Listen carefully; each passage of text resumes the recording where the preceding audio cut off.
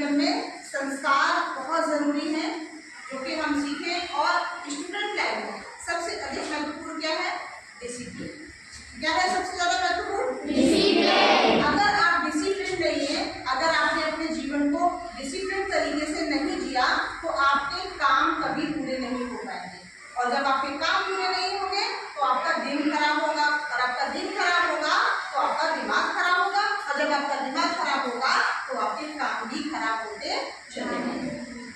तो सबसे पहले हमें क्या करना चाहिए? अपने दिन की शुरुआत बहुत ही अच्छी होनी चाहिए। दिन की शुरुआत अच्छी कैसे होगी? क्योंकि जब हम टाइम से जागेंगे तो दिन की शुरुआत हमेशा बेटर होगी। शामिल है ना? तो आपको इस चीज का विशेष ध्यान रखना है कि आपके गुरु कहते हैं, आपके माता पिता कहते हैं आपको जल्दी उठने के लिए, लेकिन आपको समय बहुत आलस से बहुत परेशानी होती है ना, कैसे उठें? तो ये डिसिप्लिन में शामिल कर लीजिए कि मैं एक स्टूडेंट हूँ और मुझे सुबह 6 बजे या 5 बजे अवश्य ही उठना है। उसी समय उठिए। जब आप उठेंगे तो अपने सारे कार्य कर लेंगे, टाइम से कर लेंगे ना, टाइम से विद्यालय आएंगे, नाश्ता करेंगे, है ना।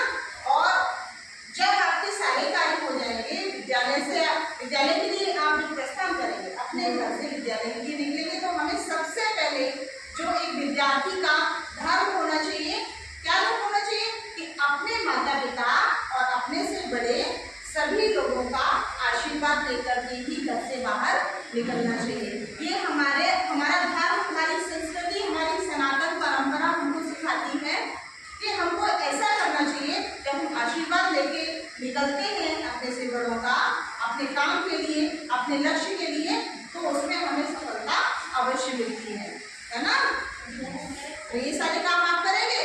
yes. आप लोगों को करना चाहिए, और आप पहले से ही करते हैं क्योंकि हम हमेशा आपको इसके बारे में बताते आए हैं, है ना।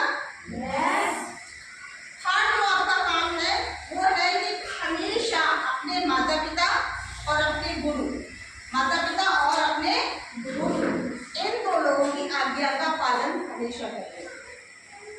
आप किसी की आज्ञा को मानिए ना मानिए, वो सेकंड प्रायोरिटी में रखिए, लेकिन सबसे पहले आपको माता पिता और अपने गुरु की आज्ञा का पालन हमेशा करना चाहिए। क्योंकि जब माता पिता आपका कभी बुरा नहीं चाहते, आपको डांटेंगे तो हमेशा आपकी भलाई के लिए डांटते, और गुरु भी आपकी भलाई के लिए आपको डांटेगा। तो ऐसे में क्या होता है कि बच्चे कभी कभी दुश्मनी दिखाने लगते हैं, उन्हें लगता है कि वो तो हमें ही बोल रहे हैं, है ना। कभी कभी भाइयों में भी कंपटीशन हो जाता है, बहनों में भी कंपटीशन होने लगता है। मम्मी मुझे ही बोलती है, इसको तो कुछ नहीं बोलती है, पापा मुझे ही बोलते हैं, इसको कुछ नहीं बोलते हैं। तो ऐसी भावना आपको कभी नहीं लानी है, क्योंकि अगर आपको बोल रहे हैं तो इसका मतलब ये है कि वो आपको आप इस समय जो उस पोजीशन में आप हैं उससे और बेटर आपको निखारना चाहते हैं, है ना।